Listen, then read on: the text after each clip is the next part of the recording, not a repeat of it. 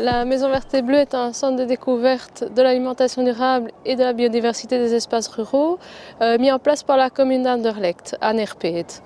Et les objectifs s'inscrivent dans l'axe 6 de l'agenda 21, qui est de préserver les espaces ruraux de Nerpeet, qui est la dernière zone rurale, grande zone rurale à Bruxelles.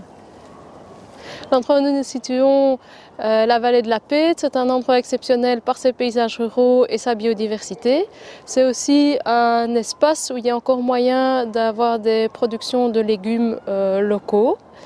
Alors c'est ce projet de Maison Verte et Bleue, outre la découverte de l'espace rural, est aussi une occasion d'amener des publics des quartiers fortement urbanisés dans ces espaces à la découverte de la nature et de leur donner aussi une occasion de sortir de leur quartier à la rencontre également d'autres publics.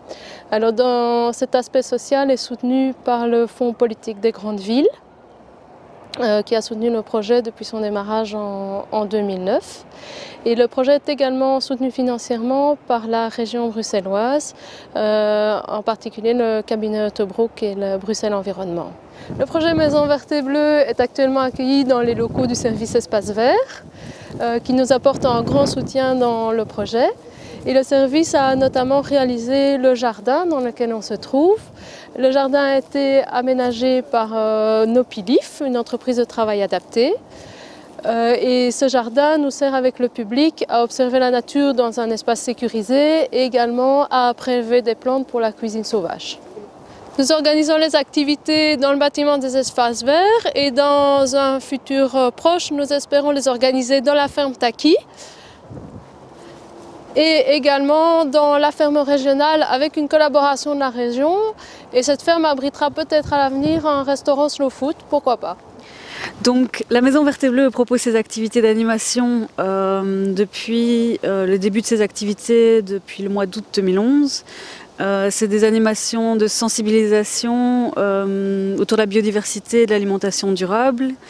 On travaille avec beaucoup d'associations qui peuvent apporter un savoir-faire, des connaissances plus pointues et donc beaucoup de qualité aussi au niveau des informations qui sont données. Donc on travaille avec différents publics et donc c'est assez varié, ça va des enfants jusqu'aux adultes et jusqu'à présent on s'est concentré principalement sur les publics qui n'ont pas nécessairement accès à la nature et donc qui sont issus des quartiers fortement urbanisés, donc principalement du côté de la gare du Midi à Curugem.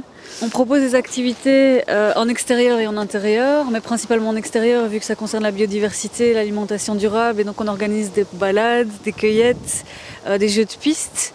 Il y a aussi le jardin pédagogique qui permet au public de découvrir de manière plus poussée comment observer la faune, la flore. Alors il y a aussi la découverte des productions agricoles dans le quartier. Donc au niveau il y a la ferme immense qui produit encore du lait ici à Bruxelles. Et il y a Fruit Time qui organise les autocueillettes pendant la saison des framboises et des fraises. Donc on visite ces endroits-là. Donc on organise des activités aussi en intérieur quand le temps ne permet pas de rester ici dans la région. On organise donc des ateliers culinaires, des ateliers de découverte, que ce soit les insectes, le cycle de l'eau, mais aussi les légumes oubliés. En gros, si ces activités vous intéressent, le mieux est de prendre contact avec nous et on voit ce qu'on peut proposer ensemble.